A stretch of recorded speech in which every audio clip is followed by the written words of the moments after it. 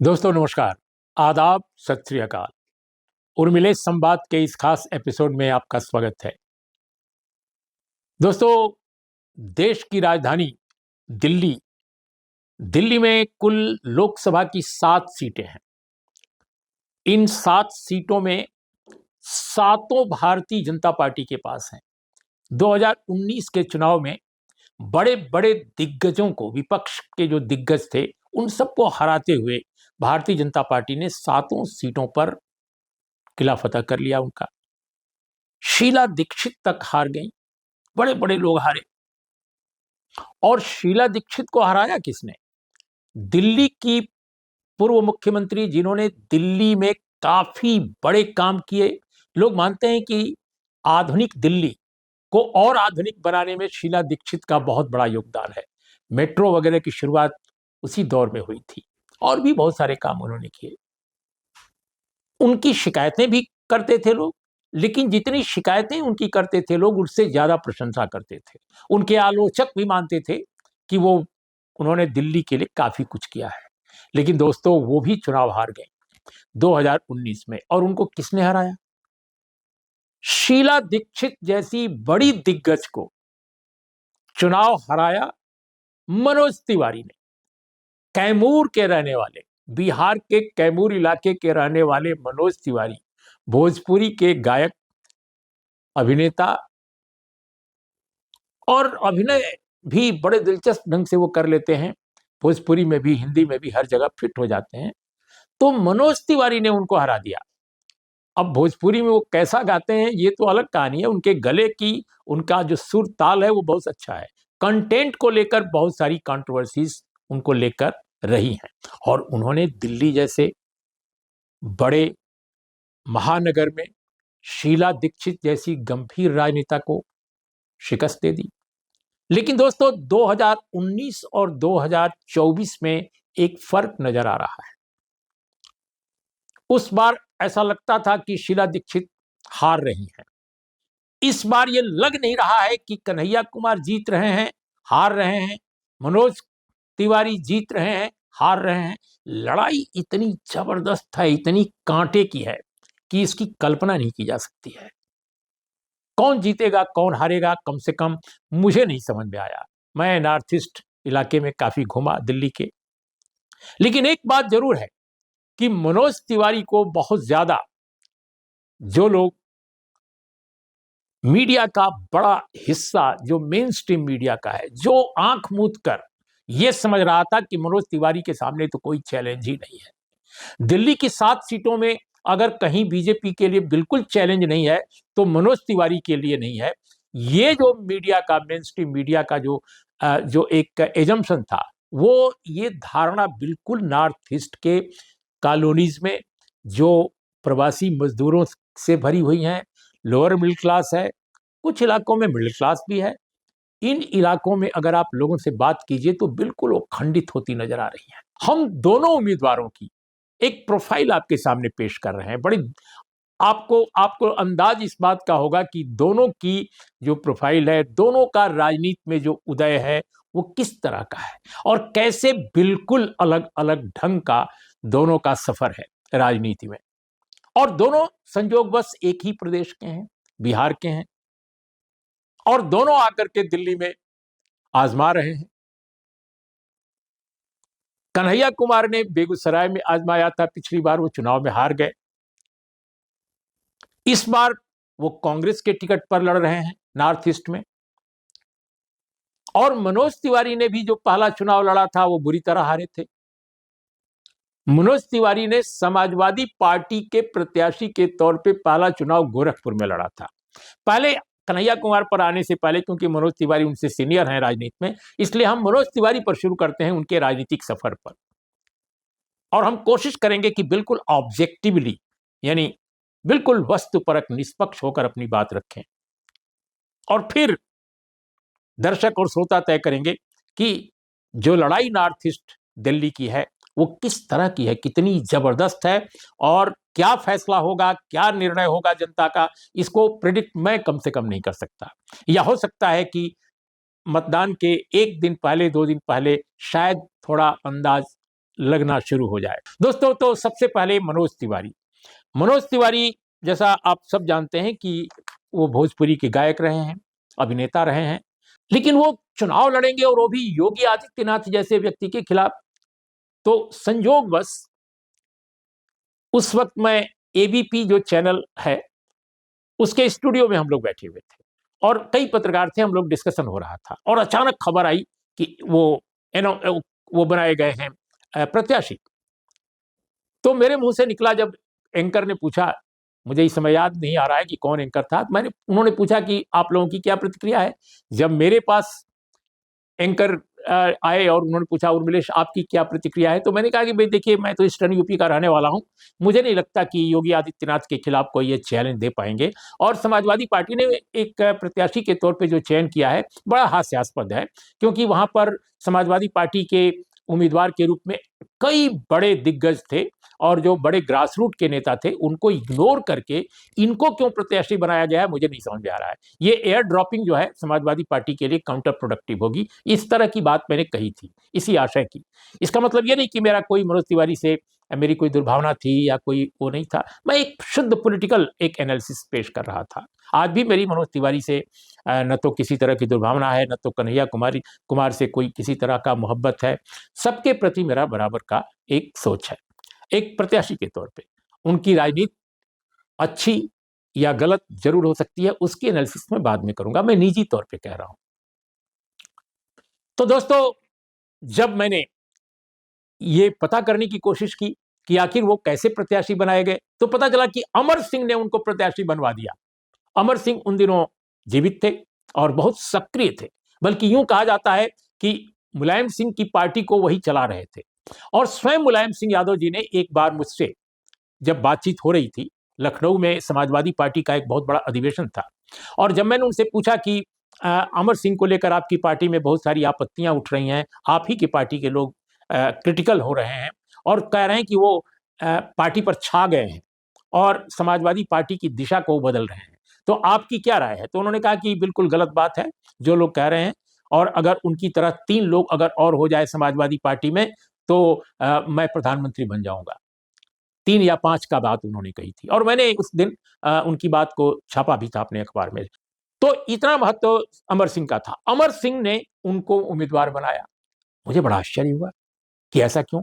बाद के दिनों में मैंने देखा कि स्वयं मनोज तिवारी ने बड़ी ऑनेस्टली ये बात किसी टेलीविजन चैनल से बात करते हुए, कुछ और पत्रकारों से भी बात उन्होंने की थी, और उन्होंने बताया कि एक बड़ी दिलचस्प घटना में वो अचानक उम्मीदवार बना दिए गए थे, और वो ये थी कि शूटिंग के दौरान कहीं किसी फिल्म की अमिताभ बच्चन से उनकी मुलाकात हुई, और अमिताभ बच्चन से इनका परिचय पहले से था। अमिताभ बच्चन ने अ, अमर सिंह से कोई बात हुई होगी। अचानक अमिताभ बच्चन जी ने कहा कि तुम चुनाव क्यों नहीं लड़ जाते, और गोरखपुर के प्रत्याशी के तौर पे उनका चयन हो गया। बताते हैं कि 3 लोग इसमें बहुत अहम थे। कौन कौन?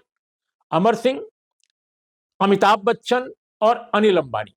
और ये तीनों उस समय बड़े गहरे दोस्त थे। तो अमिताभ बच्चन ए, अंबानी, अनिल अंबानी ए, और अमर सिंह ए, यानी ट्रिपल ए ने मिलकर मुलायम सिंह की पार्टी ट्रिपल ए एम, इन चारों ने एक भोजपुरी गायक को अचानक भोजपुरी क्षेत्र में उतार दिया सियासत के मैदान में। और इस तरह फिल्म और म्यूजिक से भले वो दूर न हुए, लेकिन एक ऐसी शख्सियत जो फिल्म और गायन में थे, वो राजनीति के मैदान में आ गए। वो उस चुनाव में, जहां तक मुझे याद आ रहा है, 3rd पोजीशन पर थे और बीएसपी 2nd पोजीशन पर थी, और योगी महाराज जीत गए थे। प्रचंड उनको जीत मिली थी। गोरखपुर में उनका दबदबा वैसे भी है। तो इस तरह से मनोज तिवारी की यात्रा राजनीति में हुई। इसके बाद कुछ दिन के बाद पता चला कि वो समाजवादी पार्टी छोड़ दिए हैं, और कुछ आम आदमी पार्टी के आंदोलन से, जो अन्ना का आंदोलन चला था, उससे भी सुना है कि थोड़े प्रभावित थे। लेकिन बाद में उन्होंने 2011 के बाद की बात है संभवतः, उन्होंने बाद के दिनों में उन्होंने बीजेपी ज्वाइन कर ली और 14 में उनको टिकट मिल गया। तो 2014 में जब उनको टिकट मिला, तो 2014 में वो चुनाव जीत गए, और आश्चर्यजनक रूप से उन्होंने उस चुनाव में जो बहुमत पाया वो काफी ठीक ठाक था, लेकिन उन्होंने आनंद कुमार आम आदमी पार्टी के नेता और जयप्रकाश अग्रवाल कांग्रेस के नेता, इन दोनों को हराया। मनोज तिवारी को 45.23% वोट मिले थे और आनंद कुमार को 34.30, अग्रवाल साहब को 16.30 मिले थे। तो अगर उस हिसाब से देखा जाए, आज के हिसाब से, तो कुल 50.60% वोट आम आदमी पार्टी और कांग्रेस के जोड़ दिए जाएं तो बनते हैं। और मनोज तिवारी को 45.23% वोट मिले थे। 2024 का आंकड़ा पेश कर रहा हूं।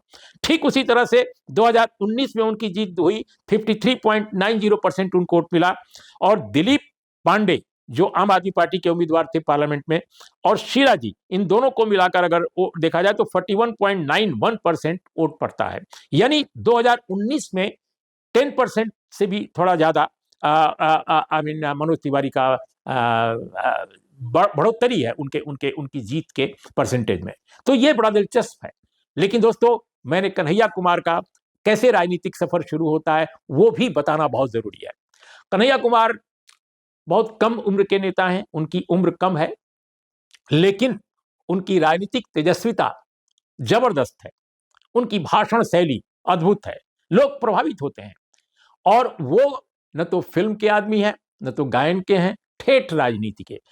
इसके पहले छात्र थे, छात्र काल में ही वो राजनीति में एक तरह से दाखिल हो गए, क्योंकि छात्र संघ के अध्यक्ष बन गए, और वो भी जवाहरलाल नेहरू विश्वविद्यालय जैसे बड़े केंद्र, जो शिक्षा का बड़ा केंद्र है इस देश में।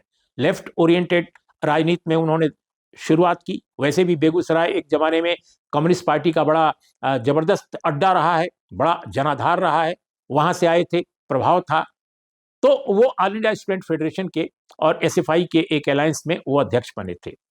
सबसे जो टर्निंग पॉइंट उनके जीवन में आता है 2016 की वो घटना जो 9 फरवरी को हुई।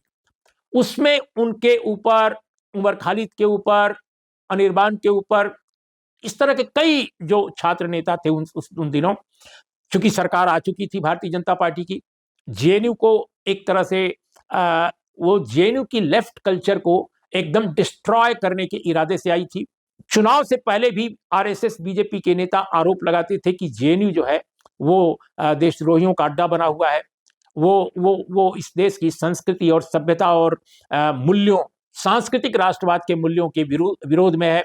तो उसको डिस्ट्रॉय करना और एक नई कल्चर वहां स्टेब्लिश करना, ये उनका मकसद होगा अगर वो चुनाव जीत जाते हैं। ये बात पहले भी कही है, ऑर्गेनाइजर और 5 जन में भी कई बार इस तरह के छपे थे लेख। तो माना गया कि जैसे ही सरकार में वो आए तो 2 साल के अंदर ही जेएनयू पर बड़ा हमला हुआ, और इन सभी छात्र नेताओं को इल्जाम लगाया गया कि ये दोषी हैं राजद्रोह के। 124 आईपीसी की धारा 124 इन पर लगा दी गई। इनकी तो पूरी जिंदगी तबाह करने का इरादा था। इन पर आरोप लगाया गया था कि ये टुकड़े टुकड़े गैंग के लोग हैं, और ये कहते हैं कि भारत के हम टुकड़े टुकड़े करेंगे। अब भारत का कोई नौजवान, चाहे वो हैदराबाद यूनिवर्सिटी में पढ़ता हो, चाहे जेएनयू में, मैं तो कहता हूं कि वो कहीं पढ़ता हो इस देश के किसी यूनिवर्सिटी में, वो भारत के टुकड़े टुकड़े होंगे, ये तो कोई कल्पना केवल कर सकता है। और मैं समझता हूं कि यह भी एक बेहूदी कल्पना है कि भारत का कोई छात्र इस तरह का, जवाहरलाल नेहरू विश्वविद्यालय में देश तोड़ने की बात कोई करेगा, ये तो इमेजिनेशन के बाहर है। लेकिन टेलीविजन चैनलों ने मौजूदा शासकों के कहने पर, उनके इशारे पर पूरे देश में यही प्रचारित किया। कन्हैया कुमार, उमर खालिद, अनिर्बान, किसी के मुंह से कोई इस तरह की नारेबाजी नहीं हुई, लेकिन लगा दिया गया। और नारे लगाने वाले जो मुंह बांध कर आए थे, उनको आज तक नहीं बताया गया कि वो कौन थे। जो उटपटांग नारे भी लगाए किसी ने अगर, तो वो 4-5 ऐसे लड़के थे जो मुंह बांध कर आए थे। ये जो जेएनयू के नौजवान है, छात्र संघ के नेता, ये तो सारे मुंह खोलकर बात कर रहे थे, जो भी बात कर रहे हैं, कहीं भी, हमेशा। लेकिन मुंह बांध कर आए लोगों की आइडेंटिटी आज तक क्लियर नहीं की गई। इस देश में इतनी एजेंसियां हैं, लेकिन किसी ने नहीं की, और इल्जाम लगा दिया गया इन लोगों पर। लेकिन बहरहाल कन्हैया कुमार को एक तरह से कुछ दिन के लिए जेल जाना पड़ा, फिर उनको बेल हो गई, अंतरिम बेल और फिर बेल। और अब वो मामला, मैं समझता हूं कि उसमें कुछ भी नहीं होना है, क्योंकि एक भी सबूत राज्य सरकार या केंद्र सरकार की तरफ से कोई सबूत कन्हैया कुमार या अन्य छात्र नेताओं के खिलाफ नहीं सबमिट किया जा सका कोर्ट में। और उन पर जो आरोप लगे वो आज तक प्रूव नहीं हुए। तो ये सिलसिला है। इसके बाद कन्हैया कुमार ने पीछे मुड़कर नहीं देखा और उन्होंने मेन स्ट्रीम की राजनीति करने की बात सोची, चुनाव लड़े और आज फिर वो दिल्ली में चुनाव लड़ रहे हैं। राहुल गांधी के करीबी छात्र और युवा नेताओं में वो शुमार किए जाते हैं। जबरदस्त ढंग से वो चुनाव लड़ रहे हैं, इसमें कोई दो राय नहीं है। मनोज तिवारी गाने बजाने में या अभिनय में जरूर आगे हैं, लेकिन जहां तक वक्तृता का सवाल है, जहां तक भाषण का सवाल है, बेहद बेहद प्रभावशाली कन्हैया कुमार पढ़ते हैं। और मैं कह सकता हूं कि जितनी सुंदर सुर ताल मनोज तिवारी की है, उतना ही सुंदर जो भाषण देने का अंदाज कन्हैया कुमार का है, वह भी अद्भुत है। तो दोनों अलग अलग क्षेत्र के हैं, दोनों की अपनी विशेषताएं हैं, लेकिन नॉर्थ ईस्ट दिल्ली में दोनों आमने सामने हैं। कोई और भी उम्मीदवार हो सकते हैं, लेकिन असल लड़ाई कन्हैया कुमार और मनोज तिवारी की है। नौजवानों का एक बड़ा हिस्सा मौजूदा सरकार से डिसिल्यूजन्ड है, काफी मोह भंग का शिकार है। वे कन्हैया कुमार के लिए बिल्कुल कदम ताल कर रहे हैं। अगर आप देखिए सभाओं को जो नॉर्थ ईस्ट में हो रही हैं, तो कन्हैया कुमार के लिए जबरदस्त मोबिलाइजेशन है। इस चुनाव में बिहार उत्तर प्रदेश के प्रवासियों का ये पूरा का पूरा इलाका है। माहौल दोनों के पक्ष में है, ऐसा नहीं है कि किसी एक के पक्ष में केवल है, लेकिन युवाओं में जबरदस्त पकड़ कन्हैया कुमार की है, इसमें कोई दो राय नहीं है। देखना है दोस्तों कि क्या नतीजा निकलता है, लेकिन मैंने दोनों की प्रोफाइल पेश की और साथ में सिचुएशन भी, क्या स्थितियां हैं वहां पर, हम आगे भी पेश करते रहेंगे दिल्ली के कुछ क्षेत्रों के बारे में। आगे क्या होता है, आप हमारा चैनल जरूर देखते रहें। तो नमस्कार, आदाब, सत श्री अकाल।